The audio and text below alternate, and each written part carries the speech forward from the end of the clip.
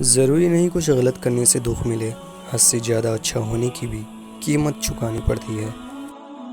زندگی میں ہر موقع سے فائدہ اٹھاؤ، لیکن کسی کے بھروسے اور جذبات کا نہیں۔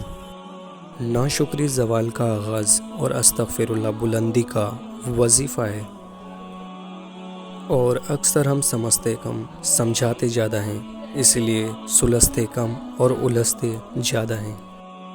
برستی ہوئی بارش اور روتی ہوئی آنکھوں کا احساس صرف ان کو ہی ہوتا ہے جن کے گھر کچے اور دل نازک ہوتے ہیں۔ پتہ ہے زندگی میں سب سے مشکل چیز کیا ہے؟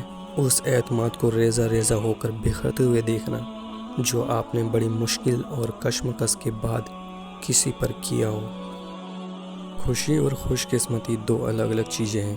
آپ کسی کی وقتی خوشی تو چھین سکتے ہیں، لیکن اس کی خوش قسمتی نہیں۔ اگر کسی کی تکلیف دیکھ کر تمہیں تکلیف ہونے لگی تو سمجھ لینا تم اللہ کے بنائے ہوئے بہترین انسان ہو۔ مسلسل اہمیت دینے کے باوجود بھی اگر رشتے بے قدر اور بد مزاج رہیں، تب رہنے کی بہترین جگہ حدود ہے۔ دنیا میں ہزاروں خوبصورت لوگ ہو سکتے ہیں، پر ہمارے لیے خوبصورت وہ ہے جو ہمارے چہرے پہ مسکراہٹ اور سکون قلب کا باعث بنے۔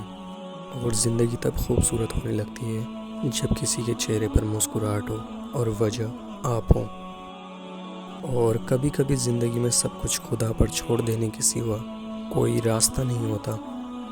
رشتے اور موسم دونوں ایک جیسے ہوتے ہیں، کبھی حد سے زیادہ اچھے اور کبھی برداشت سے باہر۔ فرق بس اتنا ہوتا ہے کہ موسم جسم کو تکلیف دیتی ہے اور رشتے روح کو۔ اپنے وہ نہیں ہوتے جو تصویر میں ساتھ کھڑے ہوتے ہیں، اپنے تو وہ ہوتے ہیں جو تکلیف میں بھی ساتھ کھڑے ہوتے ہیں۔ اور زیادہ سمجھدار اور زیادہ بے وقوف میں کوئی فرق نہیں ہے، کیونکہ یہ دونوں کسی کی نہیں سنتے۔